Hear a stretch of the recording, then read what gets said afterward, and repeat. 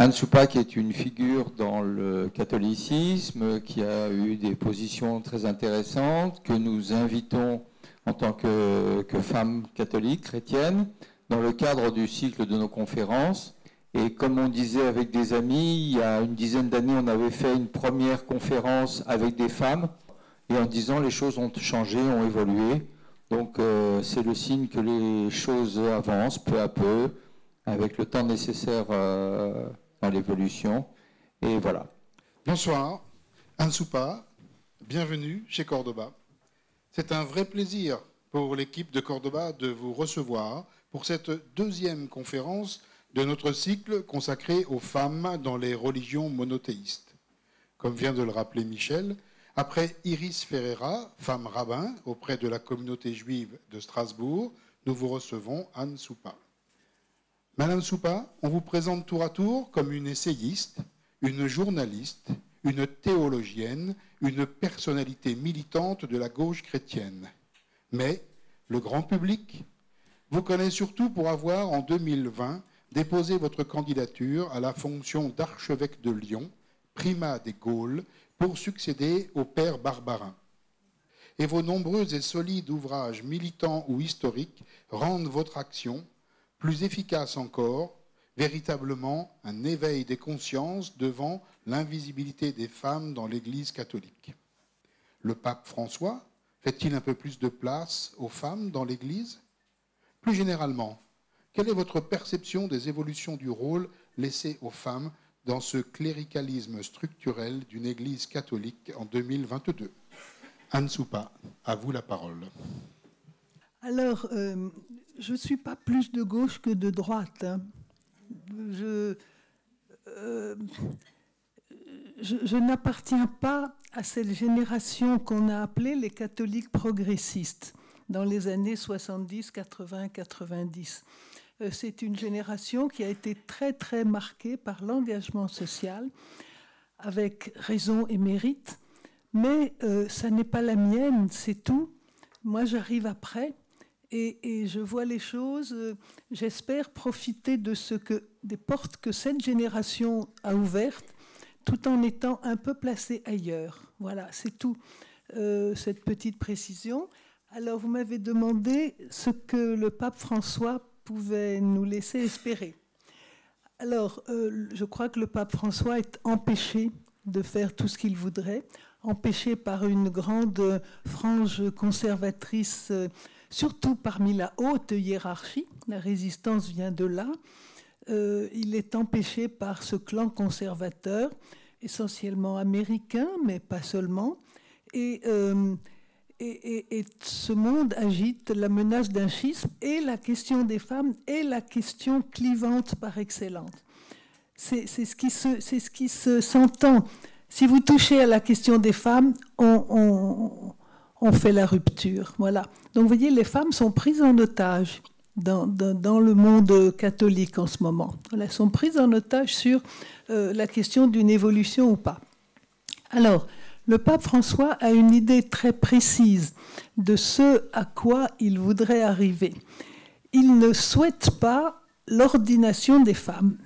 Je pense qu'il ne la souhaite pas pour des raisons tactiques, qu'il aurait ce clan conservateur contre lui.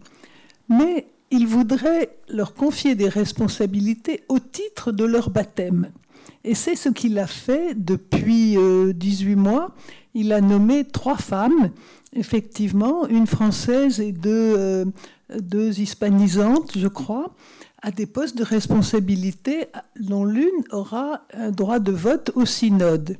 Donc ça, c'est une première, c'est important, on ne peut pas dire le contraire, mais je vous fais simplement remarquer qu'il y a environ 5000 décideurs dans l'Église catholique, ce sont les évêques. Enfin, canoniquement, c'est à eux que revient la responsabilité la plus grande. Bon.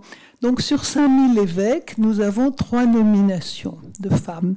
Donc vous calculez le nombre d'années qu'il faut pour arriver à la parité. Je crois que ça m'a donné le vertige, mais ce n'est pas pour demain. Voyez. Donc on avance comme un escargot. Voilà. Donc si on est content d'avancer comme un escargot, très bien.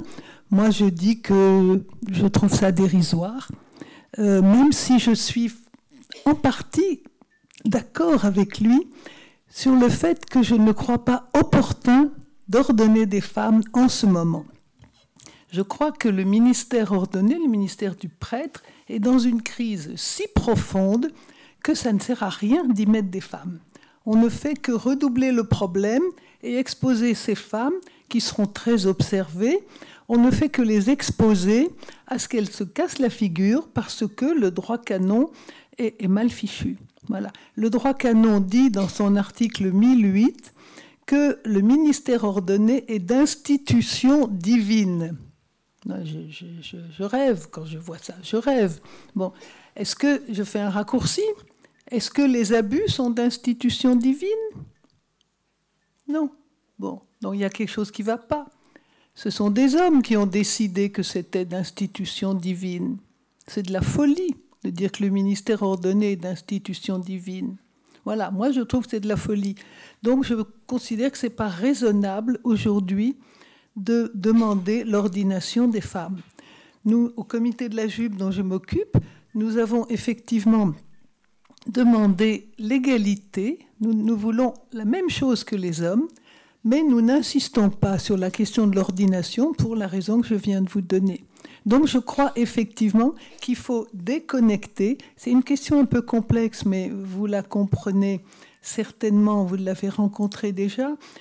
Dans l'Église, depuis la réforme grégorienne, c'est-à-dire vers le XIe siècle, vous avez une juxtaposition de la fonction d'ordre et de la fonction de gouvernement. C'est-à-dire que toutes les responsabilités sont confiées à des prêtres, à des clercs. Bon. Et ce sont eux qui ont les trois charges de gouvernement, d'enseignement et de sanctification, ce qu'on appelle les tria munera, les trois charges. Bon. Et tant qu'on n'aura pas déconnecté l'ordre et la juridiction, eh bien, effectivement, il n'y aura que des clercs qui puissent exercer les responsabilités majeures. Et je crois que c'est une raison de l'appauvrissement de l'Église catholique, de l'appauvrissement en forces humaines. Le recrutement actuel des responsables de l'Église se fait sur 100 candidats à la prêtrise par an. Bon, c'est un vivier beaucoup trop faible pour gouverner un diocèse. Je ne prends que l'exemple des évêques. C'est un vivier bien trop faible. On ne dispose pas des forces vives d'un pays. Gouverner un diocèse aujourd'hui, c'est penser à la responsabilité d'un préfet plus une responsabilité spirituelle. Bon. Ajoutez les deux et demandez-vous quelle formation il faudrait que ces personnes aient et de quelle provenance il faudrait qu'elles témoignent pour être capables de gouverner un diocèse. C'est une responsabilité très très lourde. Et une bonne, je ne vais pas m'avancer, mais certains abus, en particulier dans le diocèse de Lyon, certains abus ont été mis sous le tapis parce qu'il n'y avait pas les hommes pour ouvrir les archives et aller présenter des dossiers à l'archevêque en lui disant « Attention, il y a quelque chose qui ne va pas ». Bon, les diocèses sont mal gérés. Voyez. Donc je pense que la situation, si le droit canon n'évolue pas, la situation ne fera que décliner, que s'enliser. Et dans cette perspective-là, je ne vois pas comment les femmes pourraient y prendre des responsabilités. Voilà, c'est un peu sombre ce que je vous dis, mais voilà. Bon, voilà pour la question sur le pape. Bon, François est un pape envers qui nous sommes redevables de beaucoup de choses, mais il n'a pas été au bout de ce qu'il avait promis dans sa première encyclique en 2013. Il a dit qu'il voulait dissocier justement la gouvernance et l'ordre. Eh bien, il ne l'a pas fait. Voilà. Donc, moi, je considère que c'est un échec du pape François. Voilà. Alors, la question de la fiche, l'Église est mère, l'Église est femme. Alors, moi, je n'aime pas la typologie quand elle est comme ça, radicale, qu'on utilise un terme aussi varié que le mot de femme et le mot de mère pour les qualifier, pour les associer à l'Église. Bon, la typologie, c'est quelque chose qui est né chez les prophètes en Israël. Pour eux, le peuple était dans une position féminine et Dieu dans une position masculine. Mais ils étaient dans un registre poétique, c'était des images qu'ils utilisaient. Ils avaient cette puissance d'évocation que malheureusement, le monde romain, un monde beaucoup plus juridique, eh bien, a transformé, a rigidifié, et on s'est mis à appliquer des typologies comme ça entre le masculin et le féminin à l'Église. Si le Christ a épousé l'Église, ce que je trouve difficile à accepter, il faut forcément que l'Église soit féminine. Donc voilà comment on commence. Et puis, là où ça ne tient absolument pas, la typologie, à un moment ou à un autre, ça se casse la figure. Parce que l'Église est femme, mais elle est peuplée d'hommes qui sont les seuls à décider. Donc il y a quelque chose là, il y a un petit quelque chose qui chahute, ça ne va pas. Bon.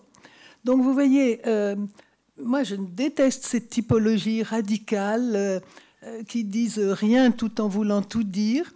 Donc voilà, je maintiens mon hostilité envers cette formule.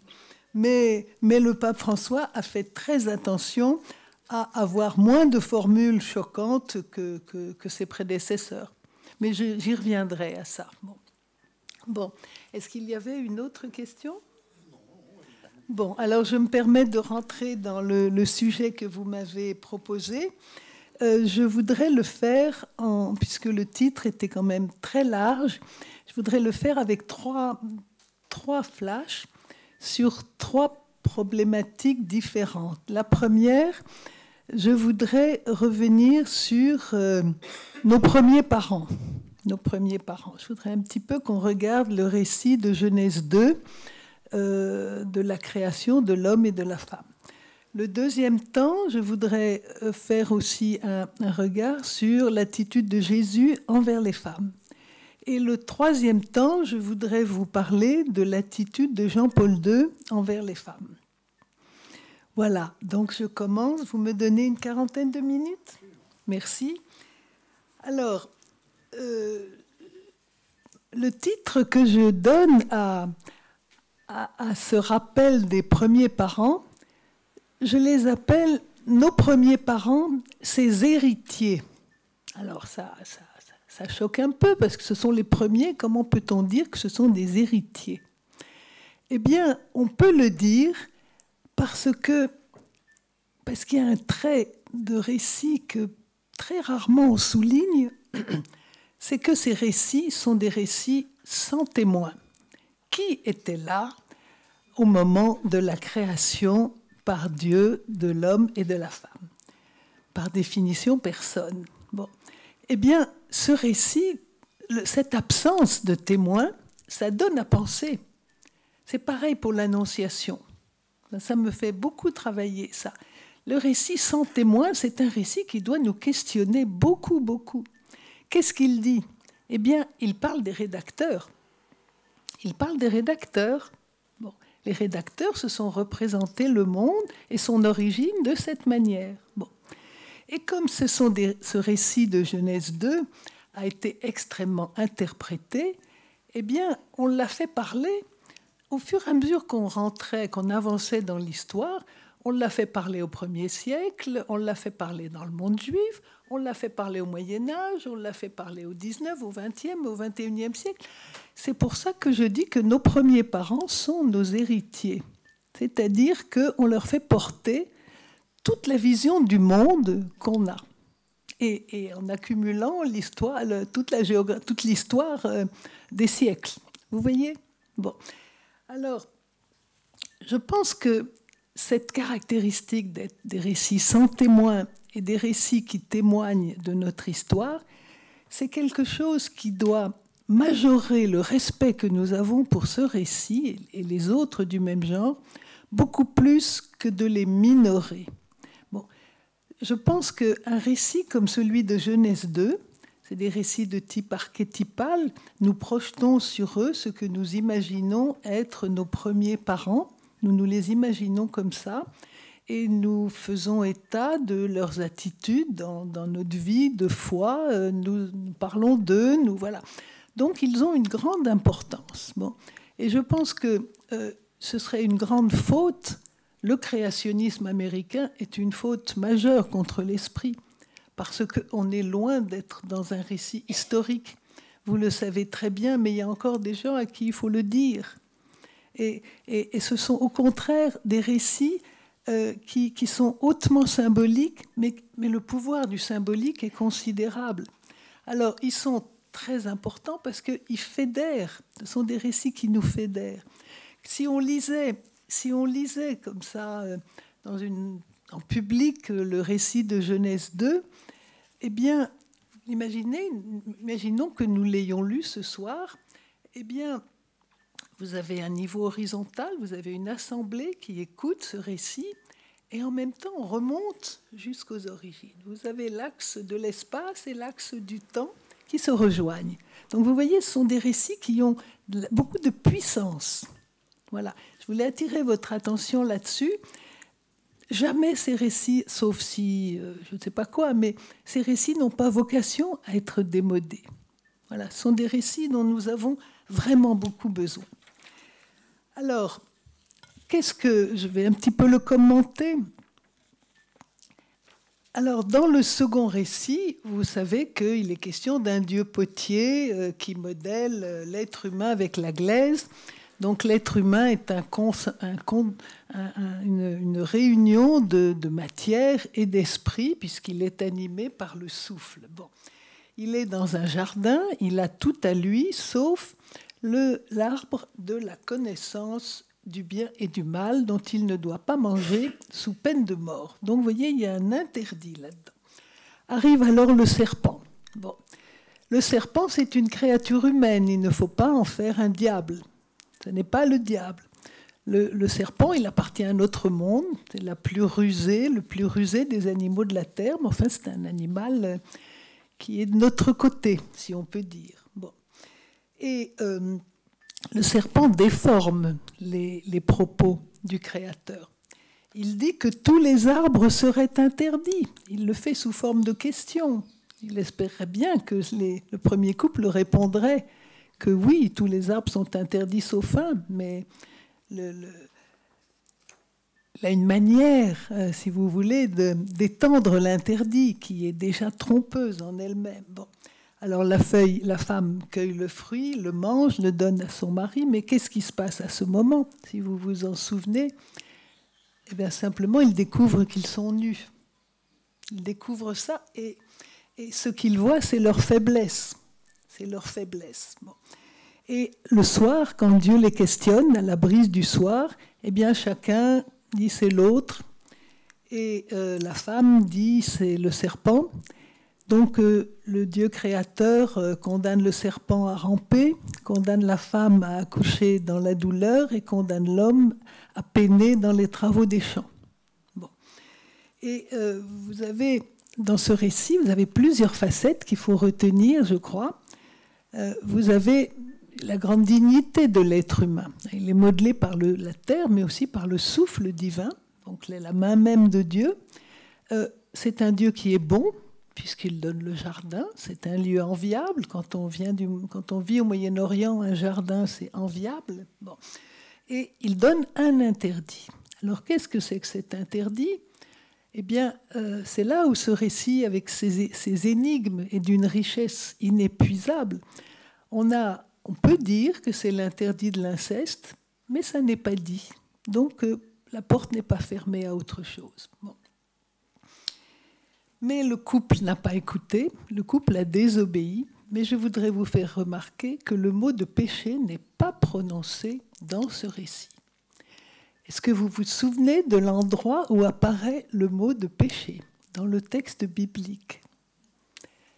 Il apparaît au chapitre 4, la bête tapie est là. Donc le premier péché de l'humanité, c'est le fratricide. Ça n'est pas la désobéissance du jardin. Et j'ai besoin de le dire parce que la tradition catholique a été tellement forte sur cette désobéissance, tellement prégnante. Elle a même construit des théologies de la rédemption. Le Fils de Dieu est venu pour sauver l'humanité pécheresse qui avait désobéi dans le jardin. Alors qu'on a été extrêmement discret sur le fratricide. L'Église a été très discrète sur le fratricide. Et pour cause, elle était embarquée dans un système temporel où elle faisait la guerre. Bon. Donc, elle pouvait difficilement, et elle est devenue très vite excluante. Bon. Donc, elle avait un petit peu de mal à défendre que le premier péché, c'était le fratricide. Voilà. Alors, tout a été reporté sur l'interdit qu'on a transformé en question sexuelle, ce qui n'est bien entendu jamais dit non plus.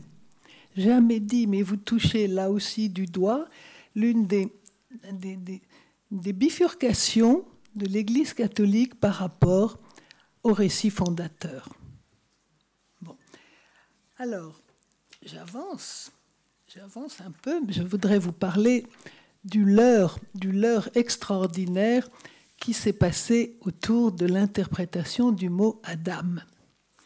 Bon, j'espère que vous savez déjà, sinon, si vous savez, c'est pas drôle, mais je vous le dis quand même parce que je me régale à chaque fois de le réécouter et de le redire. Bon, on parle de Adam. Bon, mais qui est Adam? Est-ce que c'est l'être humain ou est-ce que c'est l'homme masculin? Bon. Et souvent, on dit Adam et Ève. Donc pour nous, Adam, c'est l'homme et Ève, c'est la femme. Bon. Or, non. Adam, c'est l'être humain. C'est l'être humain et le premier récit de création vous l'indique clairement. Bon.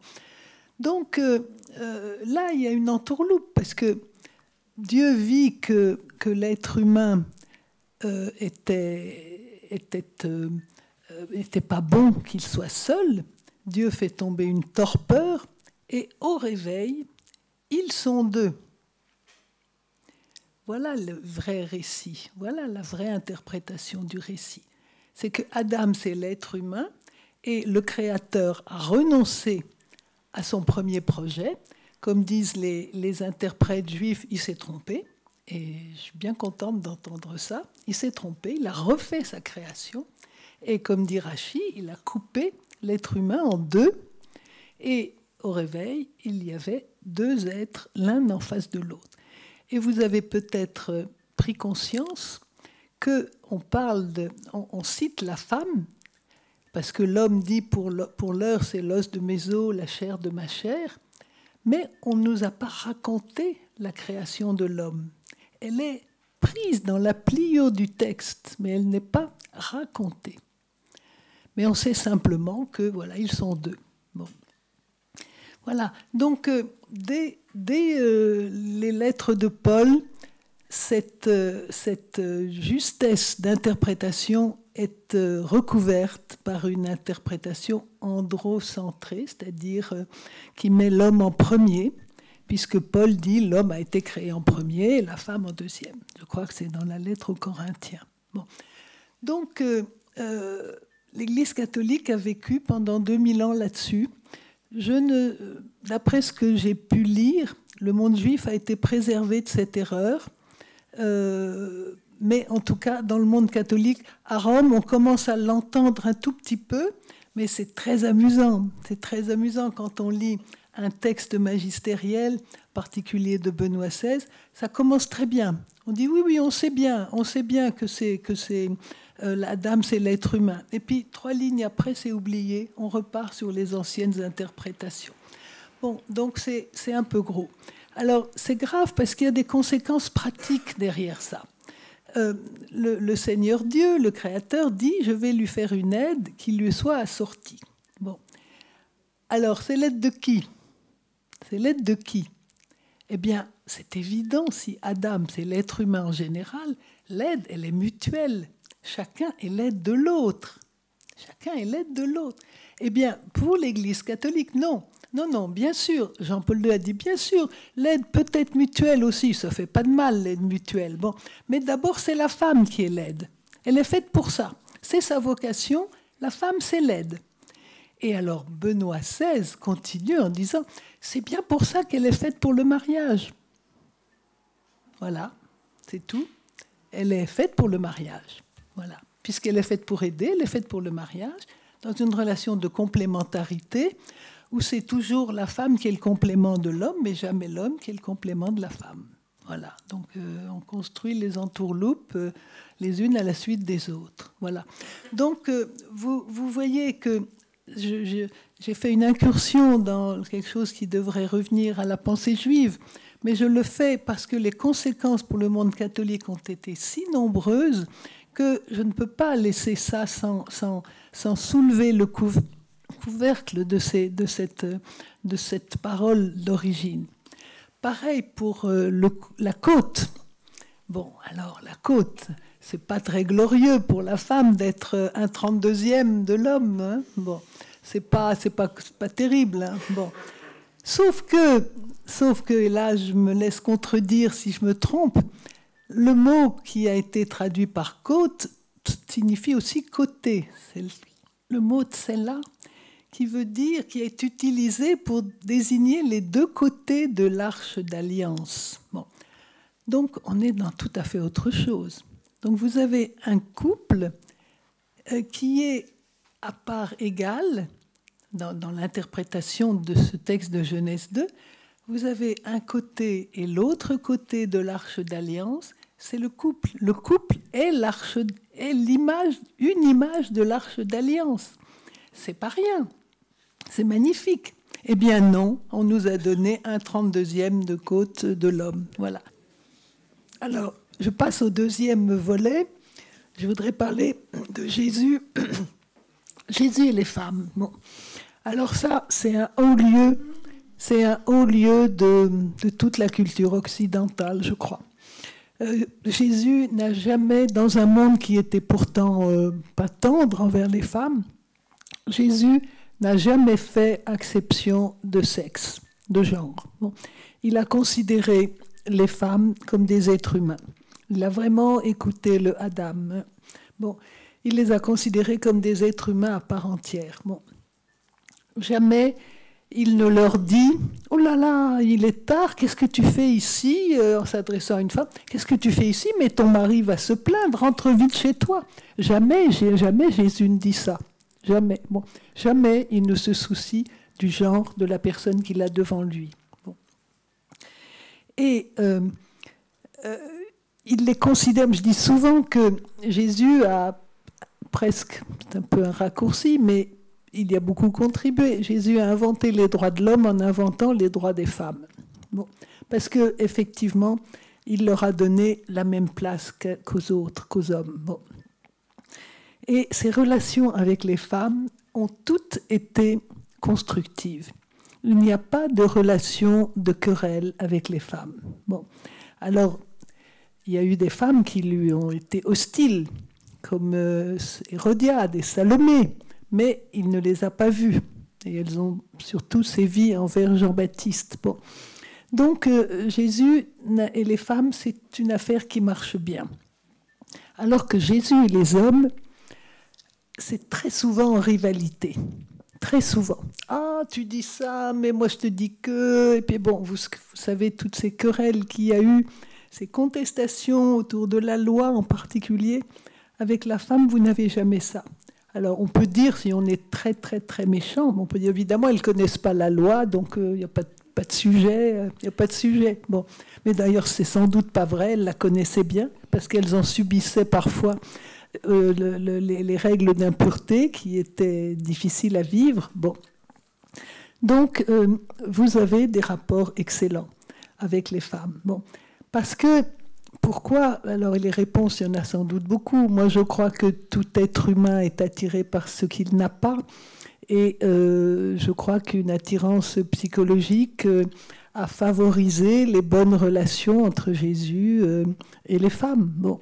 Et parce que chacun, effectivement, les femmes ne se sont pas effacées, elles ont joué leur rôle. Et vous savez que une femme a même fait plier Jésus, l'a fait changer d'avis, c'est la Cananéenne, qui le poursuivait de ses cris, Elle criait comme un chien, dit le verbe grec, comme un chien. C'était brutal hein, de dire ça. Et Jésus ne voulait pas s'occuper d'elle parce qu'elle était d'un pays honni par Israël. Bon. Donc il la repoussait et les disciples lui ont dit, mais enfin, laisse-la venir, elle aboie trop fort. Bon. Et effectivement, Jésus a fini par l'écouter avec beaucoup de difficultés. Il refusait. Et pour finir, il lui a dit, ta foi est grande, que ta fille soit guérie. Bon. Donc vous voyez, une femme a fait plier Jésus. C'est plier n'est pas un bon mot, mais elle l'a fait changer d'avis. Bon.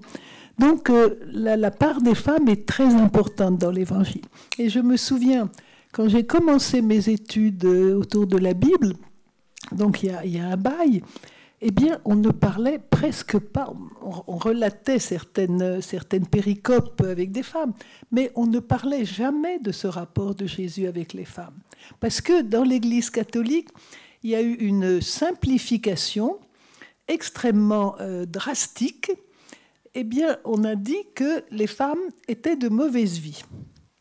Parce que y en a une, c'est la pécheresse de Luc au chapitre 7, mais c'est tout. Bon, les autres, personne ne le sait, c'est pas écrit dans le texte. Bon.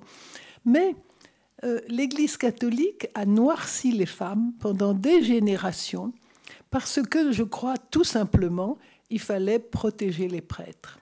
Je crois que c'est simple. Voilà. Bon. Et alors, qu'est-ce qu'on a gardé ? Eh bien, on a gardé Marie. Et on a gardé Marthe et Marie.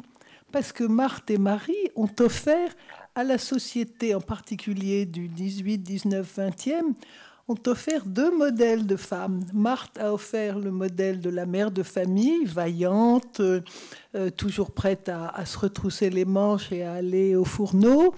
Et Marie, la religieuse, méditative, qui s'assoit aux pieds du Seigneur et qui écoute sa parole. Voyez ? Donc elles offraient deux modèles, deux types intéressants pour la société du temps, des modèles d'identification. Et ça a suffi pour les prédications et on n'a pas été chercher plus loin. Quant à Marie, mais c'est un scandale ce qu'on a fait vivre à Marie, après coup. Parce que Marie est une femme forte dans les évangiles. Marie prononce le Magnificat. Alors, je ne suis pas aveugle à la composition du Magnificat. C'est un regroupement de ce qu'on appelle un centon, c'est-à-dire que ça regroupe des morceaux de psaumes, des bouts de versets, etc. C'est un texte complètement reconstitué. Il n'empêche, moi je prends le texte comme je le reçois, Marie prononce un discours qui a une puissance de subversion inégalée avec les béatitudes. C'est le texte le plus subversif de l'Évangile. Mais il valait beaucoup mieux pour les prédicateurs dire que Marie méditait toutes ces choses dans son cœur en silence. Voilà, moi, elle ne parle pas, c'est tranquille. Voilà. Bon, donc vous voyez, on a fait subir à Marie un appauvrissement de sa figure que je trouve très, très, très choquant. Moi, ça me heurte profondément. Et il y a quelques années, quand je travaillais dans une revue biblique qui s'appelle Biblia, j'ai voulu faire un numéro sur Marie. Et je disais, il faut que ce soit en appui sur la Bible. Bon, j'ai fait ce travail, ce très beau numéro qui a été écrit par Enzo Bianchi. Vous connaissez peut-être Enzo Bianchi. Bon, c'est quelqu'un qui avait de la notoriété, qui était compétent. Bon, ce numéro n'a eu aucun succès, mais aucun. J'ai été très affectée par ça. Eh bien, pourquoi ? C'est parce qu'il y a un grand nombre de catholiques qui se contentent de cette piété fade autour de Marie. Et ça, c'est dommage. C'est dommage, parce que Marie vaut mieux que ça. Voilà, pour être clair. Marie vaut mieux que ça. Voilà. Et je ne sais pas si j'oserais un jour faire un livre sur Marie. Je voudrais qu'il ait du succès. Alors si c'est pour ne pas en avoir parce que je déconstruis et je reconstruis, c'est pas très encourageant. Bon, voilà, donc je blague un peu, mais c'est pour vous dire que tout d'un coup, moi, quand j'ai travaillé sur les femmes des évangiles, elles ont toutes surgi et il y a des personnages d'une puissance énorme. Je vais vous donner deux exemples. Marthe, Marthe qui dit au moment de la mort de Lazare, je le crois, Seigneur, tu es la résurrection. Bon, et puis surtout la Samaritaine. La Samaritaine, on en a fait, mais c'est monstrueux d'en avoir fait la femme de 5 maris. C'est ne rien savoir de l'histoire du Premier Testament. Parce que dans le Premier Testament, on vous raconte que les Assyriens, vainqueurs de la Samarie, ont fait des déportations de population. Ils ont fait venir 5 villages et les gens des villages sont venus avec leurs dieux. Bon.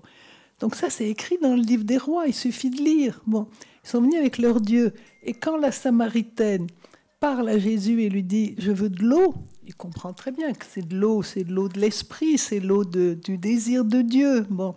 Et Jésus la prend au mot, au sens symbolique. Il lui dit « mais tu as tout ce qu'il te faut, tu as déjà 5 maris. » Mais les 5 maris, ce n'est pas des maris de chair, c'est des dieux. C'est des maris symboliques au sens de Dieu. Jésus lui répond au niveau théologique. Tu as tout ce qu'il te faut, tu as plein de dieux qui sont arrivés d'Assyrie. Pourquoi ça ne te suffit pas? Vous voyez? Bon. Et le sixième, ça ne va pas non plus. Bon, évidemment, c'est le Dieu des Samaritains qui est un mixte du Dieu des Judéens et du Dieu des régions du Nord. Bon, donc, effectivement, on est dans une logique théologique. Bon. Mais les prêtres en ont fait une femme de mauvaise vie qui avait 5 maris. Mais comment ils peuvent faire une homélie sur en parlant d'adultère quand Jésus parle de l'eau vive, du désir de Dieu? Comment ils ont pu réussir? Ça me dépasse. Ça me dépasse de cette gymnastique impossible. Bon, mais ils n'ont qu'à lire. Vous voyez? Bon, donc les femmes des évangiles ont été maltraitées par l'Église. Voilà, très maltraitées. Je le dis sans... Je suis prête à aller au bûcher. Voilà. Bon, c'est une faute que d'avoir si mal interprété. C'est une faute. Et pour ça, je me réjouis qu'aujourd'hui, il y ait des femmes biblistes qui travaillent les Écritures, qui les commentent et qui rétablissent un peu les choses. Bon, par exemple, je vais vous donner un autre exemple. Il y a une femme allemande qui s'appelle Irmtraut Fischer, une bibliste, qui a écrit des très gros livres sur les femmes. Bon. Et elle explique qu'elle retravaille sur un épisode du livre de la Genèse, quand Abraham descend avec Sarah chez Pharaon. Et Abraham dit à sa femme, dis que tu es ma sœur. Vous vous souvenez de ça peut-être, hein? Dis que tu es ma sœur. Évidemment, Abraham, il est pas crâne, parce que si on dit que c'est sa femme, il risque de ne pas garder la vie sauve, parce que le pharaon va trouver qu'il n'y a pas une femme pour lui, donc c'est pas intéressant. Bon, si on dit que c'est ma sœur, si tu dis que tu es ma sœur, eh ben tant pis, tu coucheras avec pharaon, mais au moins on vivra. Bon, voilà, c'est ça que dit ce récit. Bon, et c'est un récit qui n'est pas glorieux pour les hommes quand on le prend au premier degré, hein, pas très glorieux. Bon, eh bien, Irmtraut Fischer montre que Sarah est là en position d'Israël, Israël malmené.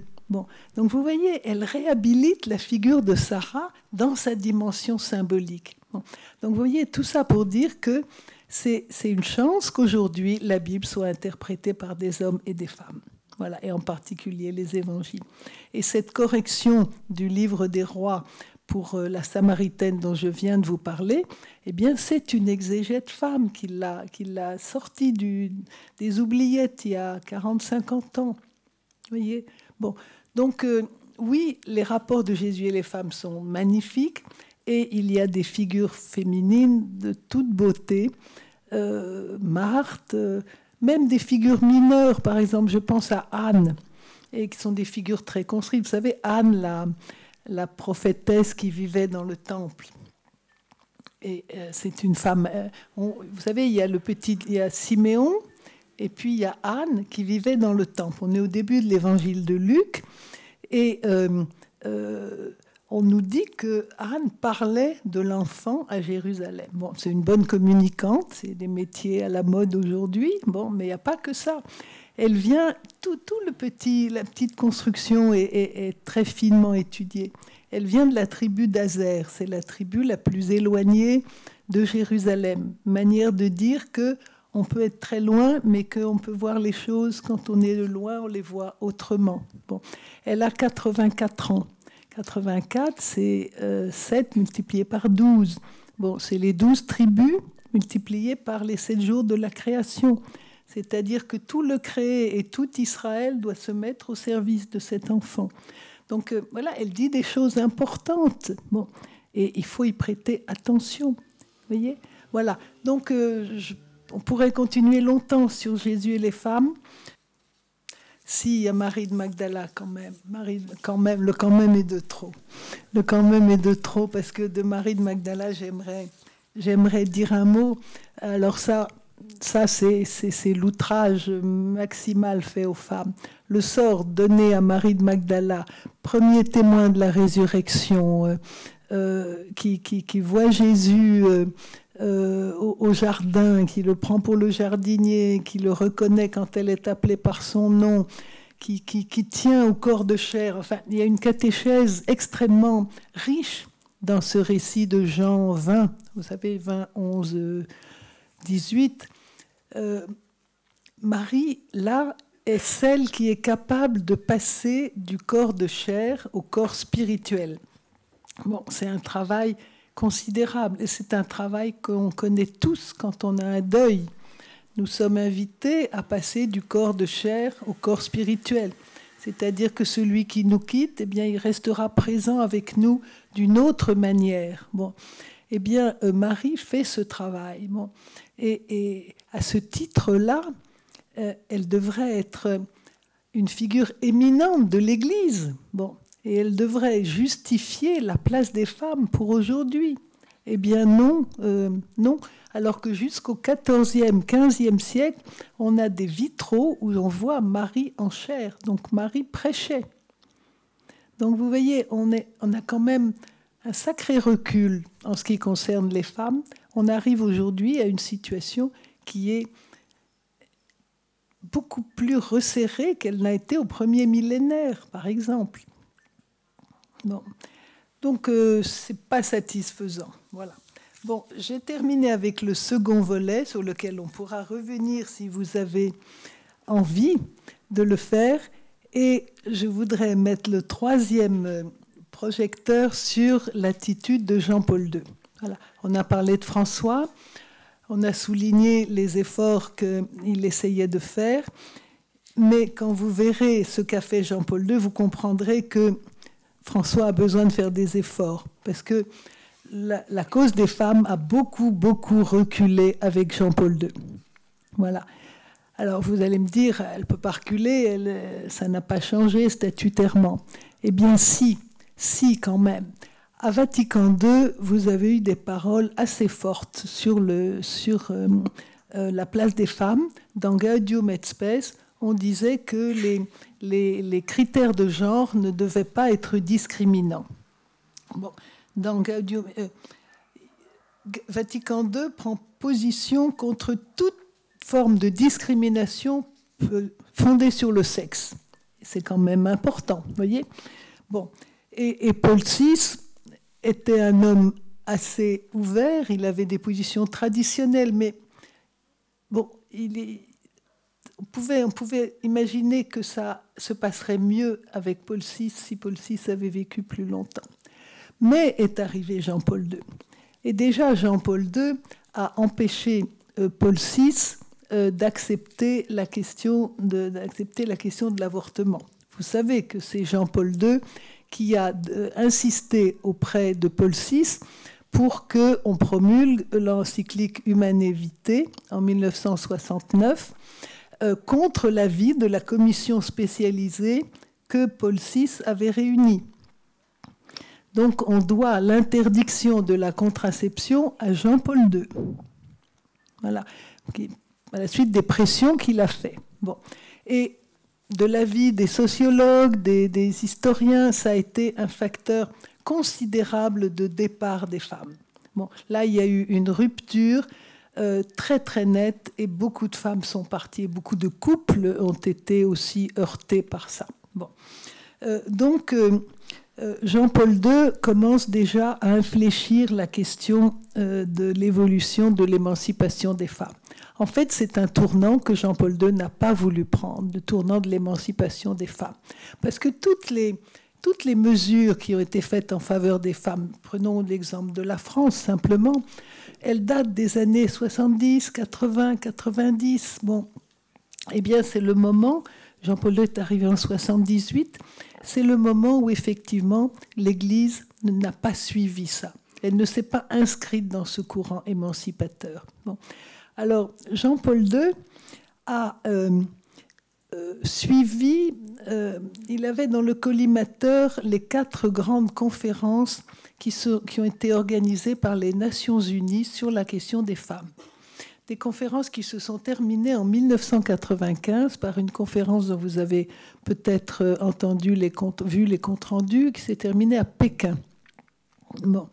Et dans ces conférences, les États présents se sont demandé qu'est-ce qui génère des droits, quel est le fait qui génère des droits à une personne.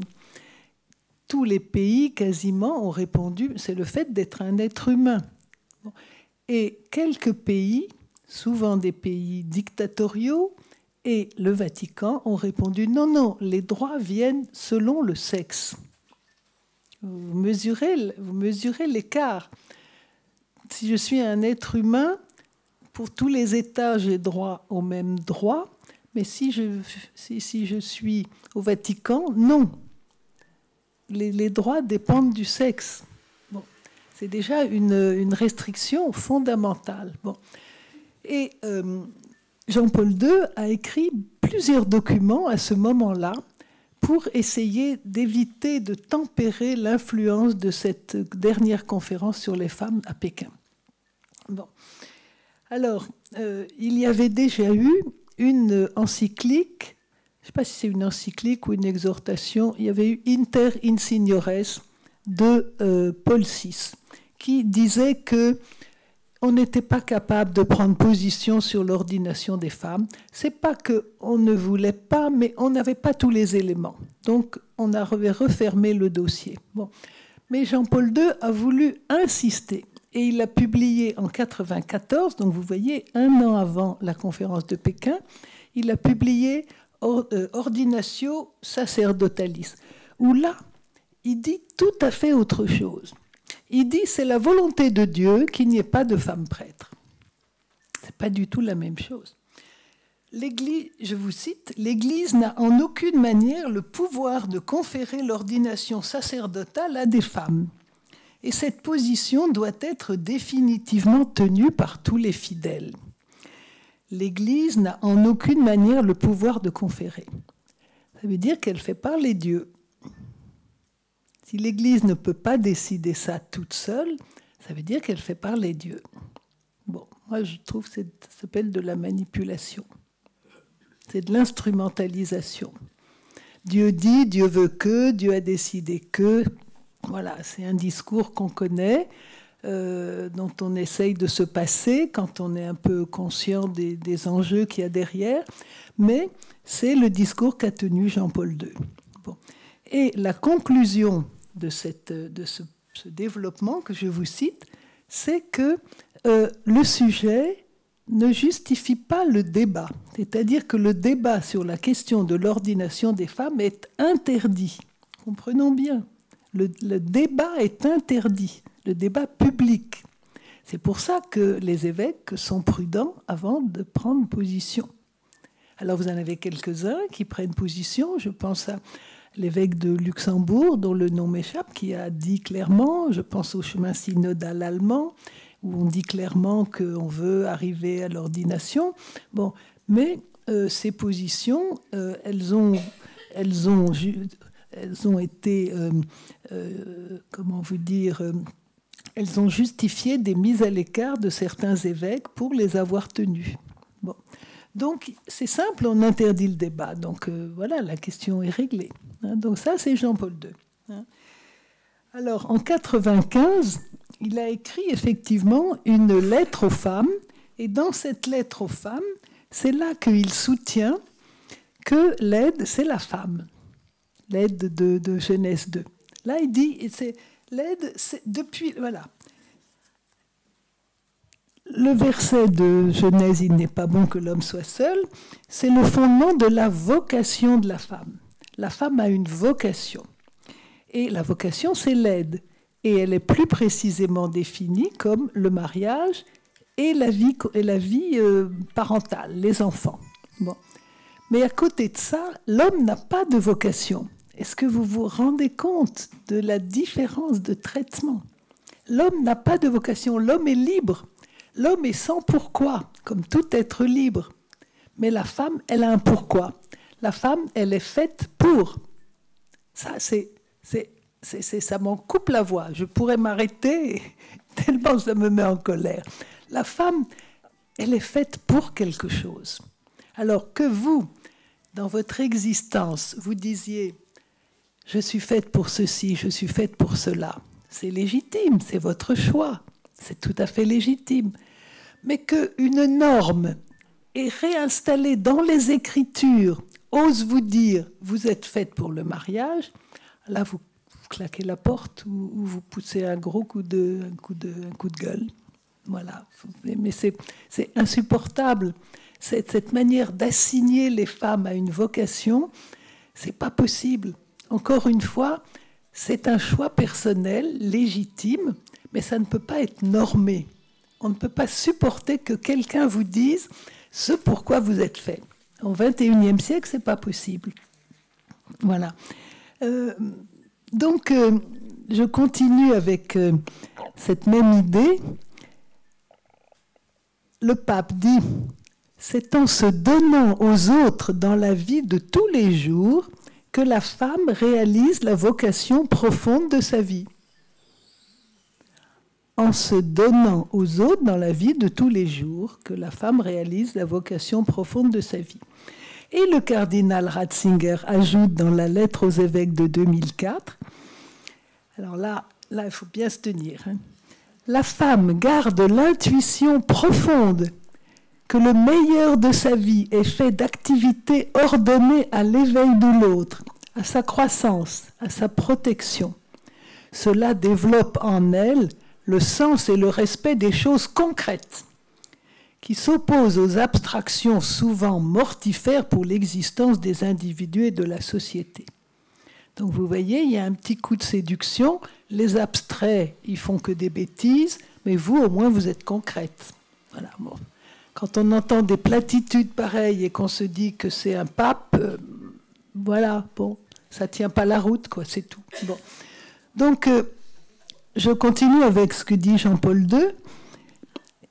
Marie, il dit que les femmes sont faites pour aimer. Je ne demande pas mieux, mais je trouve que c'est dur pour les hommes. Et eux, non, ne sont pas faits pour aimer. Bon. Alors, Marie, c'est le modèle de celle qui aime.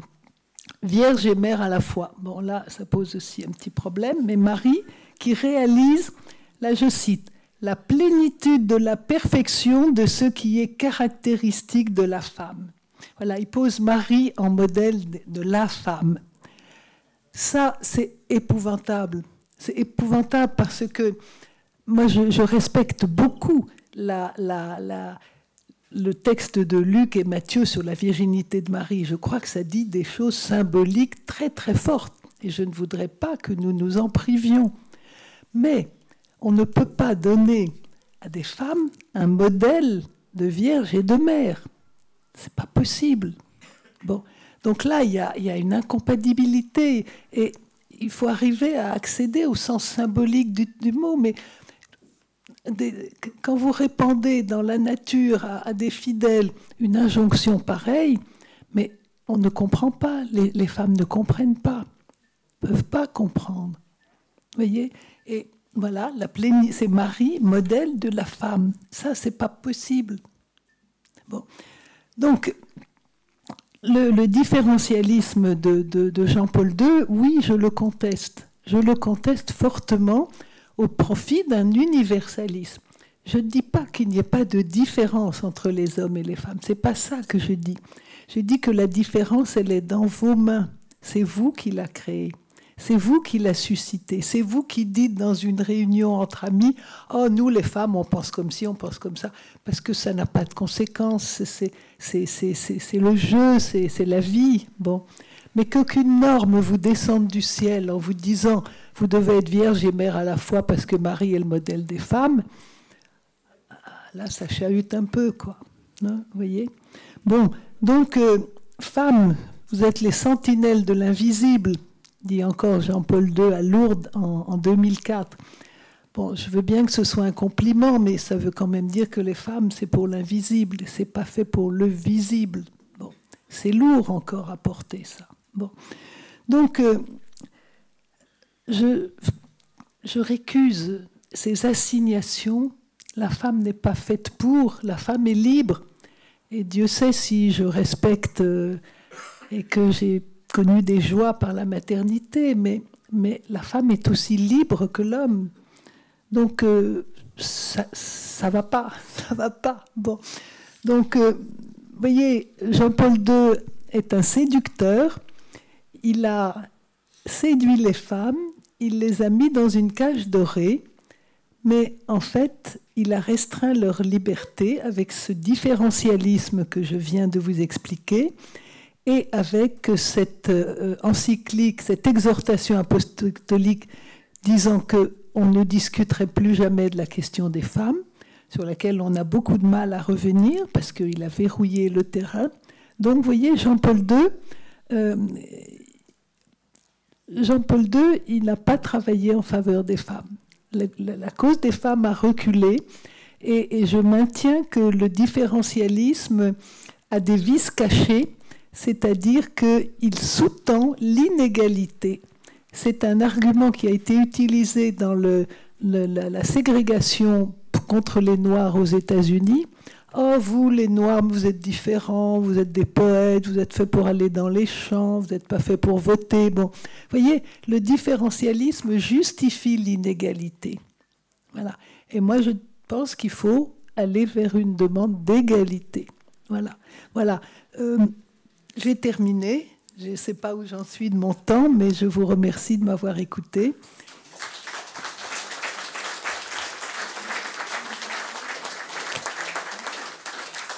Maintenant, le temps est aux questions à la salle et je crois que le micro va se promener entre les mains de Chantal. Le rôle des femmes, me semble-t-il, dès la Genèse et ensuite dans le reste de la Torah, le rôle des femmes est celui que vous dites, et c'est très net dans le dernier chapitre des Proverbes, qui est un texte que les maris disent à leurs femmes le vendredi soir. Un jour, j'ai dit à ma femme, qu'est-ce que tu dirais si je te disais ça tous les vendredis soirs? Elle me dirait, je divorce. Parce que c'est vraiment c'est dire à la femme, tu m'as apporté à manger, tu m'as fait de beaux enfants, etc., etc. Et donc, encore une fois, moi, il me semble que ce que vous dites est une lecture moderne, interprétative d'un texte qui reste tout de même très largement avec une grosse différence entre les hommes et les femmes. Je suis plus que d'accord avec ce que vous dites, mais je vais essayer de vous montrer comment je vois les choses. Je suis bien consciente que la Bible est patriarcale. Je ne discute absolument pas. Je ne veux pas réécrire. Je n'aurais pas du tout envie de réécrire la Bible en enlevant les passages patriarcaux. La Bible est la Bible. Je ne toucherai à rien, moi. Parce que c'est la Bible. Ça reflète une époque et qu'on est capable d'interpréter ou de ne pas interpréter, parce que certains sont fondamentalistes là-dessus. Donc, la Bible est patriarcale. Je ne dis pas le contraire. Mais je dis que ce texte de Genèse 2, il échappe. Vous avez une création simultanée de l'homme et de la femme, et vous avez une différence dont le contenu n'est pas dit. C'est ça, c'est tout. Le contenu de la différence n'est pas dit. Parce que c'est pas sérieux, on peut pas on ne peut pas construire un différentialisme sur le chapitre 3.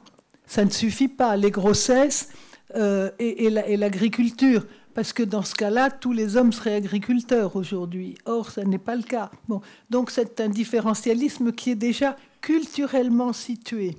Donc il est évolutif s'il est culturellement situé. Mais c'est pour ça que les textes d'origine, les textes de commencement sans témoin sont si importants. C'est qu'il y a quelque chose je ne sais pas comment vous dire, est-ce que c'est l'inspiration divine? Mais il y a quelque chose d'extraordinaire dans ce texte fondateur. Pour écrire le commencement, on n'écrit pas n'importe quoi. On écrit quelque chose qui va au-delà de la culture.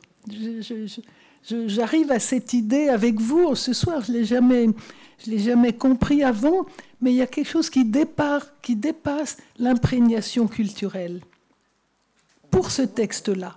Vous voyez, mais que la Bible soit patriarcale, aucun mal à...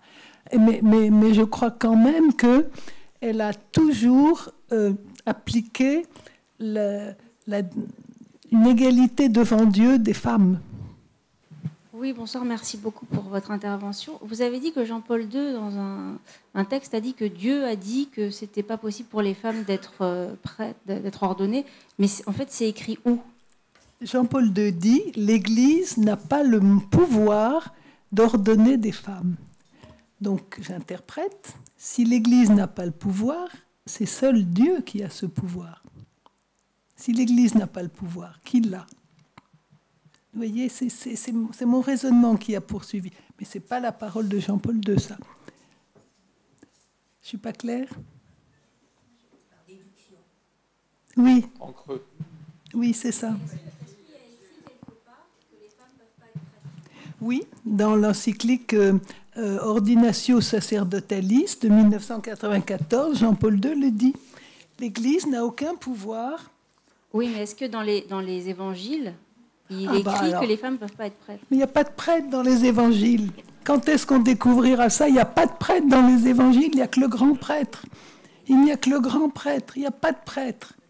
Les prêtres, ça a commencé en 250. C'est pas rien.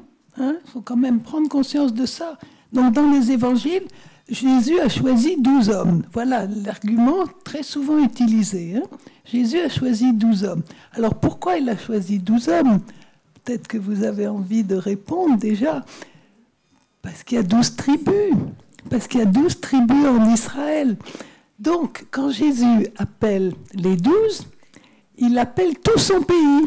C'est-à-dire le contraire d'une sélection. Il appelle tout le monde. Vous vous rendez compte ? Il ferait bien de faire plus d'exégèse, les décideurs qui nous disent qu'il ne faut pas de femmes parce que Jésus a choisi 12 hommes. Ça ne tient pas, vous voyez ? Moi, j'ai une question. Quelle est votre espérance sur la capacité de l'Église catholique à évoluer ? Je suis moi-même catholique et pratiquante, mais je commence à être un peu désespérée par la non-évolution. Et effectivement, ils sont un peu embrigadés dans un système de droit canon, etc. On sent bien que les curés ne sont pas très à l'aise, mais ça fait fuir tout le monde. Mon espérance, ce sont les femmes et les hommes, parce que si l'Église ne s'ouvre pas, si l'Église catholique ne s'ouvre pas aux femmes, elle disparaîtra. Pour moi, c'est une équation. Pas de femmes, disparition. Parce que la société ne le supporte plus. C'est fini, la société est mixte, elle est non discriminante. Donc l'Église ne pourra pas tenir, ou alors elle deviendra une petite secte, ce qui nous attristerait. Bon, donc il faut qu'elle change, mais elle ne voudra jamais changer. Elle ne voudra jamais changer. Par conséquent, il n'y a qu'une chose à faire, c'est que les femmes disent non, et que les femmes prennent des...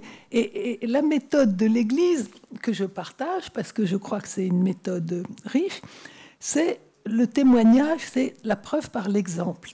C'est-à-dire, si vous voulez que ça change, montrez que ça change. Donc faites des choses, que les femmes fassent des choses, qu'elles se rendent nécessaires. Alors elles le sont déjà, hein. Elles le sont déjà, mais tout en bas de la grande pyramide de l'Église, hein. Bon.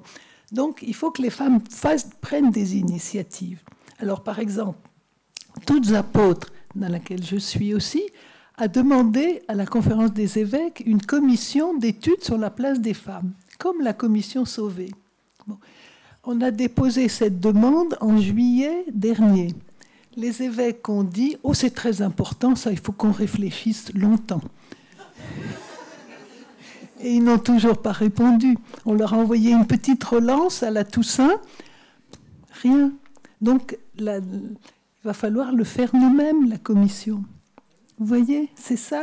Il faut prendre les initiatives.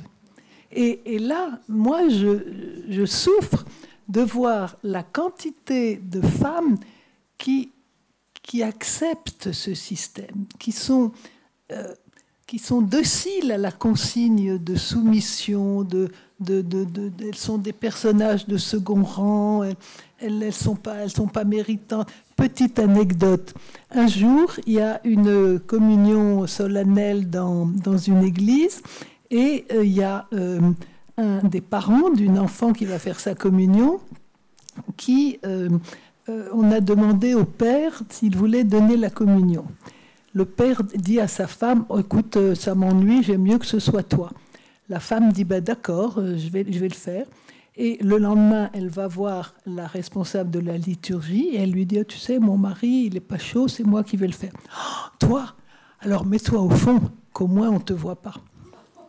Vous voyez, bon, ça, vous en avez des kilos des femmes qui réagissent comme ça, parce qu'elles n'ont pas cette assurance, elles n'y arrivent pas encore. Et puis, le pouvoir de séduction, vous savez, il existe. Hein. Est-ce que vous, par exemple, non, mais ça va, vous auriez le droit, par exemple, de venir faire une homélie en messe pour nous expliquer un évangile de façon vivante, avec une interprétation moderne comme vous les avez? Est-ce que ça serait possible? C'est qu'on arrive à voir des choses extrêmement cocasses. C'est que dans les paroisses, pendant la semaine de l'unité au mois de janvier, eh bien, on invite des femmes protestantes qui font les prédications, mais on ne le confierait pas à une paroissienne catholique de sa paroisse.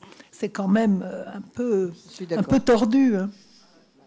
Pourquoi ne pas créer un mouvement spirituel en parallèle de l'Église qui ferait vivre vos idées, qui ferait vivre, entre guillemets, cette nouvelle Église dans laquelle des femmes pourraient être ordonnées au même titre que des hommes? Et là, au moins, vous démarreriez tout de suite à la case départ, et non avec des femmes qui, comme je l'ai entendu dire tout à l'heure, commencent à avoir des doutes sur leur Église, alors qu'elle vous a dit, cette dame-là, au commencement de sa question, qu'elle était croyante. Donc on est en train presque de prendre une croyante. Moi, j'aime bien vous me bousculer. J'aime bien. Vous êtes la deuxième personne à me bousculer. J'aime bien. Merci. J'aime bien. Bon, j'ai déjà fait des choses, mais j'ai créé 2 associations. L'une est importante. Et je suis en train d'ouvrir des groupes d'écoute en visioconférence parce que j'y crois. Je crois que c'est important de nous écouter et de commenter ensemble la parole de Dieu. Bon. Créer un mouvement, c'est une autre affaire. Il faudrait... Vous savez, les temps sont frileux. Trouver des gens qui vous soutiennent aujourd'hui, c'est... Il faudrait que... Oui, c'est la seule solution. C'est la seule solution. Écoutez, je vais vous dire quelque chose de très immodeste. Je me serais bien vue en évêque. Et je vous assure que...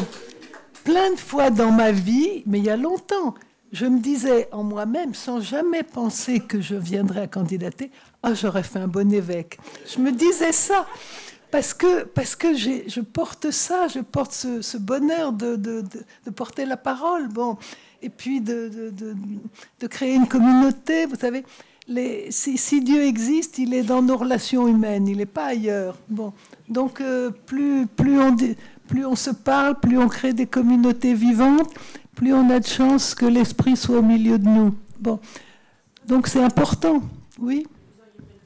Alors, vous touchez du doigt quelque chose de très... En plus de tout ce que vous dites, vous me faites envie de dire quelque chose, c'est que depuis 30-40 ans, la part des fidèles a réduit par rapport à la place du prêtre, qui a pris de plus en plus de place. Le résultat, c'est une catastrophe, parce que les fidèles se trouvent au spectacle. Et ça, c'est une catastrophe, parce qu'on n'est plus acteur. Quelle est l'influence pour vous du politique? Que pourrait-il faire, bien qu'il y ait séparation de l'Église et de l'État depuis un certain temps? Oui. Et est-ce que ça pourrait avoir une influence? Parce qu'aujourd'hui, il y a quand même une influence que l'on voit dans le monde politique, dans la cité, sur l'évolution de la femme. Comment ça pourrait avoir une influence sur notre... Vous touchez un sujet qui m'empêche de dormir depuis plusieurs années, qui est la montée de la question en droit, la montée de la question de la non-discrimination des sexes, de l'égalité, pour faire court des droits de l'homme, de l'humain. Bon, cette question-là en face de la liberté religieuse. Ces deux principes sont en train de se heurter. Bon, c'est-à-dire que dans l'opinion, la discrimination va devenir de plus en plus insupportable et il va bien arriver un jour où on va dire c'est intolérable que les droits de l'homme ne s'appliquent pas dans les églises et dans les religions. Voilà. C'est ça l'évolution que moi j'attends parce que je crois qu'elle est inévitable. Vous voyez? C'est de considérer, et ça l'ONU l'a déjà dit, l'ONU a déjà demandé que les droits humains soient placés au-dessus de la liberté religieuse, comme non opposables par les religieux. Moi, je pense que c'est la solution qui s'imposera un jour ou l'autre. Mais alors, si vous voulez me demander mon avis sur aujourd'hui en France, je pense que, je ne sais pas si c'est que le gouvernement Macron, mais je crois que c'était vrai avant, les gouvernements actuels en France ne veulent pas, ont trop peur que ils ont trop peur que les institutions s'écroulent et que ce soit encore un pilier de la société qui soit attaqué. Donc ils lèvent le pied de ce côté-là. Oui, il me semble que vous touchez à quelque chose de fondamental, mais qui est peut-être un problème dans le monde, qui n'est pas un problème dans le texte, dans l'interprétation, qui est un problème dans le monde, c'est la puissance dans l'institution de l'Église catholique, qui est quand même une institution centralisée, historiquement, avec un centre bien repéré, Rome, et la puissance et l'autorité des figures paternelles. Bien sûr. Qui est extraordinaire, enfin qui cristallise quelque chose de l'autorité encore de la parole éducative, de la parole du prêche, de la parole de la conviction, et qui est quand même tout à fait particulier, il me semble, à l'institution catholique. Vous avez tout à fait pointé, vous pointez quelque chose de très fort. Oui. Et là, je vais cogner encore un petit peu. Je crois que l'institution catholique a joué un mauvais cheval en jouant la paternité contre la fraternité. Aujourd'hui, elle est bien embêtée. Enfin, elle ne se rend peut-être pas compte, mais aujourd'hui, l'avenir du catholicisme, il est dans la fraternité, pour moi. Il est dans le développement des relations fraternelles, dans l'horizontalité, Il faut toujours des décideurs. Hein. Je ne suis pas une anarchiste du tout, je suis une personne d'ordre. Bon. Donc il faut des décideurs. Mais il faut que les relations soient plus fraternelles. Et cette structure verticale, pyramidale, que par conservatisme, elle n'a pas réussi à bouger, c'est une tragédie pour l'Église catholique. Moi, c'est comme ça que je le reçois, ça me fait mal. Alors que la fraternité est le message central de l'Évangile. N'appelez personne père, hein, vous avez lu ça comme moi. Bon. Est-ce que ce n'est pas dans le dialogue interreligieux que justement pourra développer cette notion de fraternité? Parce que le pape François a signé quand même un écrit sur la fraternité avec comment il s'appelle? Fratelli Tutti. Voilà, oui. Exactement. Et par la psychanalyse et toutes les sciences humaines, maintenant, on montre bien le rôle de la fraternité. Donc c'est peut-être dans le dialogue interreligieux qu'on fera avancer cette notion de fraternité, je pense. Vous soulevez plusieurs questions ensemble. Hein. Moi, je crois qu'il n'y a pas de fraternité s'il n'y a pas une paternité aussi. Hein, voilà. Donc je crois qu'il faut qu'il y ait l'équilibre entre les deux. Sans ça, ça ne peut pas tenir. Symboliquement et psychanalytiquement, on ne peut pas tenir. Bon. Ma question est la suivante. Vous avez dit que cette révolte, ce mouvement féminin, cette révolte dans le christianisme est quelque chose de récent. Je ne trouve pas. Et sachant que Rome, le pouvoir ne donnera jamais l'autorisation d'un courant libéral, comme les juifs orthodoxes et l'islam orthodoxe ne l'a jamais autorisé, quand va-t-il se passer quelque chose ? Écoutez, vous allez m'empêcher de dormir, parce que je vous entends, et vous avez raison. Il y a un moment où il faut se dire, on fait quelque chose de plus fort. Bon, il faudrait que je sois entourée de plus de force et qu'il y ait des générations jeunes avec moi. Enfin bon, moi j'ai de la force, mais j'ai mon âge, donc il ne faut pas être seul. Bon. Volonté. En tout cas, je vous remercie beaucoup. C'était une très très bonne réunion. Merci à vous. Merci.